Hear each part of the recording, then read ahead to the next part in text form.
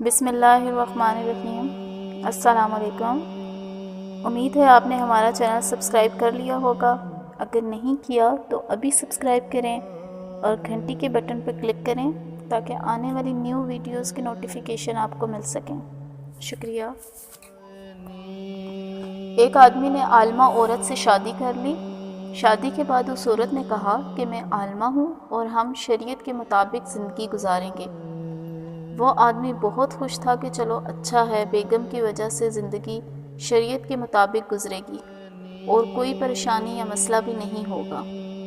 مگر کچھ ہی دن بعد بیوی نے اسے کہا کہ دیکھو، ہم نے گھر میں شریعت کے مطابق زندگی گزارنے کا وعدہ کیا تھا، تو شریعت کے مطابق بیوی پر ساس اور سسر کی خدمت واجب نہیں، اور شریعت کے مطابق بیوی کا حق یہ بھی ہے کہ اگر وہ علیحدہ گھر میں رہنا چاہے تو اسے علیحدہ گھر میں رکھا جائے، لہٰذا میرے لیے الگ گھر کا بندوبست کرو۔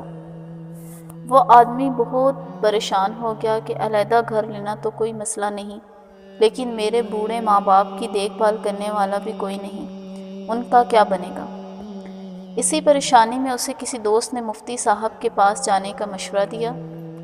اگلے ہی دن وہ آدمی ایک مفتی صاحب کی خدمت میں حاضر ہوا اور سارا مسئلہ بیان کیا۔ مفتی صاحب نے کہا کہ بات تو وہ ٹھیک کر رہی ہے۔ آدمی کہنے لگا کہ اب اس مسئلے کا کیا حل ہے؟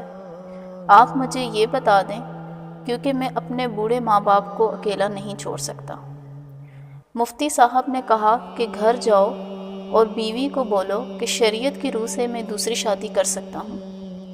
لہٰذا آدمی نے ایسا ہی کیا اور بیوی کو گھر جا کے بولا کہ میں دوسری شادی کر رہا ہوں اور وہ میرے والدین کے ساتھ رہے گی اور ان کی خدمت بھی کرے گی، اور آپ کے لیے میں علیحدہ گھر لے لیتا ہوں، آپ وہاں رہنا۔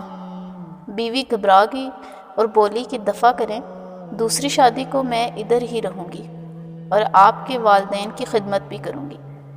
آپ کے والدین میرے بھی والدین ہیں۔ دوستو، اگر آپ کو ویڈیو پسند آئی ہو تو اپنے دوستوں سے ضرور شیئر کریں اور اپنی رائے کا اظہار کمنٹ میں ضرور کیجیے گا۔ جزاک اللہ۔